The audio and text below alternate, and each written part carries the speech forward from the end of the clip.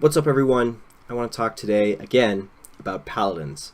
The last video that I released about Paladins wasn't particularly well received here on YouTube. It was decently well received on the Paladins subreddit, but a lot of people had problems with it. So I want to come back today. I want to talk about the things that I talked about in the last video because I don't feel that they've been resolved, and I stand by my points. The reason why I want to talk about this is because I really do feel like this video game has potential to grow as an esport. I really would like to see it grow as an esport. I think it's very different from Overwatch, and I love both of those games. I love Paladins and I love Overwatch. I would like to see Paladins grow. I would like to see the developers make smart choices, what I would consider smart choices, and I would like to see the community thrive. I do believe that the direction of Paladins currently is not one that sets that in motion. I don't believe that there will be a thriving community based on what I see. I don't believe that there will be a thriving esports community in particular based on what I see right now. You're welcome to disagree with what I'm saying, of course. I welcome any discussion in the comment section down below here on YouTube. I'm going to read all the comments. But before you disagree, just take a step back. Look at Paladins in comparison to its main competitor, Overwatch. Look at Paladins in comparison to the state of free-to-play video games on whole. Look at it in the big picture. Don't just look at it in a micro vacuum, and don't think maybe if you're okay with some of the things that I'm talking about, maybe it's an issue for somebody else, and maybe it's an issue for the greater gaming community. That's all I'm saying. I did this in the last Paladins video, and I'm going to do it again here just to re-emphasize the point. I have an Overwatch hitbox video, kind of a brief overview of all the characters in Overwatch. If you want to check that out and get a little bit of sense of comparison, then I welcome you to do so. That's why I did the video for myself as well, and personal curiosity. I still believe that having hitboxes so much larger than the character models is just not good for the competitive health of the game. As you can see, I'm nowhere near the actual physical character in the game.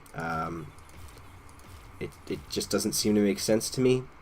I don't agree with this design choice, and I recognize that it is a design choice, as has been pointed out to me, and I think it's worth discussing. If you go to the game forums on Steam, and I'll probably pull up an image, one of the most popular pieces of content that's been posted on the Steam forums for Paladins is kind of a meme, funny image that says the Paladins hitboxes are huge, and lots of people comment and say that it's a problem. So this is a design choice that I disagree with, and I think requires further discussion, and I think requires further thought from hi-rez, and I think it's worth talking about, and it's worth changing. If you want this game to be something that people play in a competitive fashion, having hitboxes that extend so far out from the actual character, physical character, is just unhealthy. There are a lot of times in this game where I die behind cover, and I'm being hit with hit scan projectile weapons, not projectile weapons, hit scan weapons. I'm totally behind cover, can't see the enemy, can't be shot. I'm not just basing that on kill cams. A lot of people told me in the last video that the kill cams in this game are largely bugged.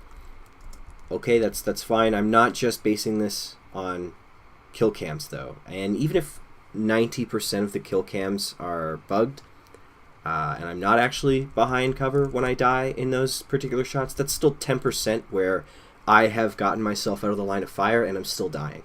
And that's not good for a competitive game. That's not good for an esports title. I want to talk very briefly about the biggest point that people raised in the last discussion about the hitboxes that I started. Most people who disagreed with the idea that the hitboxes are a problem, they disagreed because of the idea that there's lots of mobility in Paladins.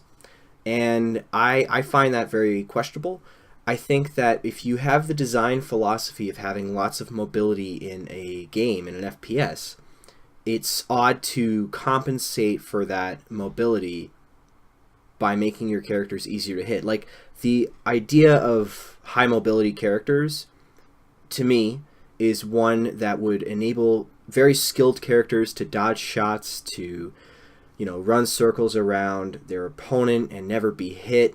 And by increasing the hitboxes on all of those characters to a very strange threshold where there's this large aura around the character model that can be hit by anything, why not just decrease the mobility and have real hitboxes? These hitboxes are not similar to Overwatch. I just tested it yesterday. There's the video that you can watch if you really want to check it out. There's no parallel in my mind. If a player is skilled with the mobility that is presented by Paladins, they shouldn't be hindered by a factor that they can't control, like very large hitboxes. Manipulating the hitboxes, like taking into account that they are large, is certainly a part of having that skill, but it's an unnecessary handicap in my opinion. It's a silly handicap, and to say that the reason why the hitboxes are so large is because of the mobility makes no sense at all to me, because the concept of mobility is so that you can run around, you can use the mobility tools at your disposal to not be hit. Handicapping that doesn't make sense. Let's talk just a little bit about the essence system. I still disagree with the concept of the essence system because the gold system for unlocking the character cards was just so good.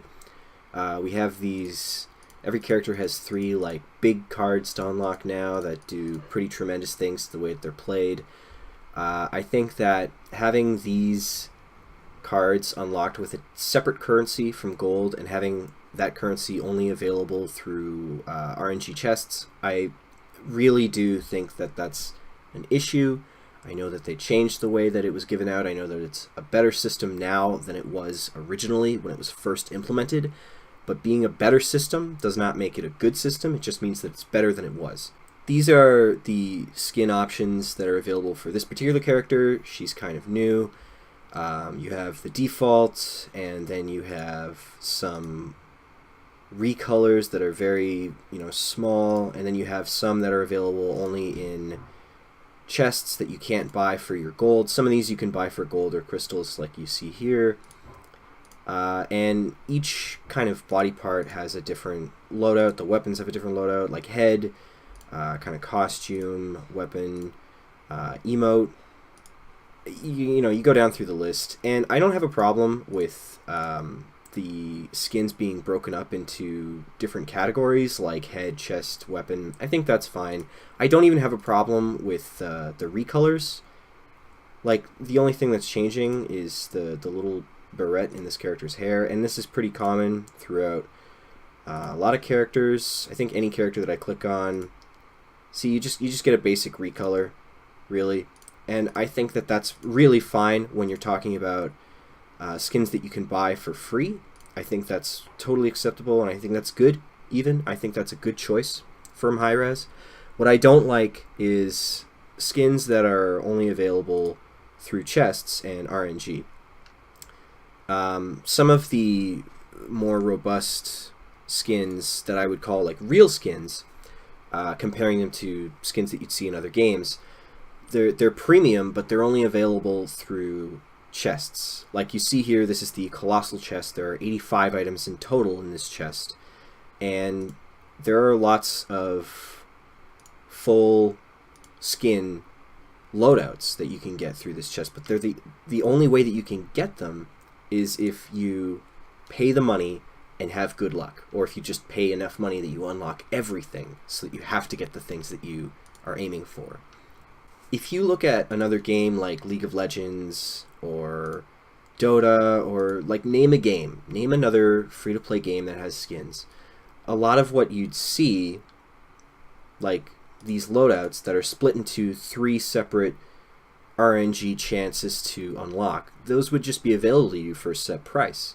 There's not one available for purchase right now, but particularly frustrating to me is the skins that they release that are on a limited time in their own separate chest. If you want to see, go back to the last video that I did. I talked about that system with examples on screen. You have like a 1 in 10 chance to get the thing that you want, or like if it's split into 3s, you have to get 3 things that you want out of 10 items, or out of 12 items, or out of 15 items, or whatever it was. And that's not consumer friendly. And some people in the last video said, well, that doesn't have anything to do with esports. You just sound like you're a rustled customer or a miffed customer. I don't care. I really don't care about this stuff at all. I think that there are some skins in this game that are cool. If this was a game that I really liked and wanted to spend money on, then I would be willing to buy some of these skins. Like, I like the character of Tyra. I think this black and red one, this black and red skin that they have for her, I think it's cool. I would probably spend $5 buying that skin if I really liked this game and I thought that I was invested. But I'm not going to spend $5 for a chance to get that skin. I'm not going to spend $10 for a chance to get the loadout that I want on a limited time. I don't think that's fair to the consumer. I think that drives the consumer away. And that hurts the player base of the game, which hurts the viewership of the game, which hurts esports. It is very, very intertwined. You need to have a good, solid player base of people before your game becomes a really notorious, well-viewed esport. And when you have like the limited time chests that can take upwards of like $20 to unlock everything, that's really bad. If you look at League of Legends, the skins that cost $20 to unlock are huge game-changing skins. They change everything about the character, and they're also a rarity. It's not the standard that's being set in place. Riot doesn't expect most players to buy those $30, $20 skins. They don't expect that of people. That's why they have so many more skins that are as detailed as anything that you'll see in Paladins, and they're available for a cheap price that you're guaranteed to get. It seems with this layout, with this monetization process, Paladins wants to push the envelope of how far consumers are willing to go to get the cosmetic items that they want, rather than having it a free-to-play game with paid cosmetic transactions. It's almost just gambling for cosmetic transactions, which already exists in other games, but in the other games that I'm aware of, you are able to trade those items, you are able to craft those items that you want. If you get something that you don't want, you're not just stuck with it and playing out of luck. You're able to sell it on the Steam community shop, community market, for example, and then make some Steam money, or you're able to trade it to someone for something that you want. Like the Team Fortress system isn't that great, but it does allow for that to happen. If you piss off the people who are playing your game and spending money on your game, that does hurt esports. It does end up being a point of contention in the community. It hurts everything overall. So it's relevant, and it's something that you need to keep in mind. If you guys disagree with what I talked about in this video, if you think that the Essence system is totally cool, okay. If you think that the RNG cosmetic system is totally cool, okay. If you think that the hitbox system is totally cool, alright. I respect your decisions, I respect your opinions, I don't necessarily agree with them, but I want to open up the dialogue. I know that the developers work hard on this game. I just read an article this week that talked about how crestfallen the development team for Paladins was after the gaming community at large started to make so many comparisons between it and Overwatch and saying that this game's just an Overwatch clone, an Overwatch ripoff. And I stand by saying that I don't think that's fair. I don't want the developers of Paladins to just dismiss criticism and negative feedback. I hope that I've portrayed my concerns in a manner that's constructive. I hope that somebody from the Paladins team can watch this video and walk away with maybe some thoughts to bring up to the rest of the team. I think that there is a path forward for the hero shooter genre that will elevate Paladins along with Overwatch. I think that Overwatch is going to be #1 no matter what. Of course, everybody loves that game. It's such a good game.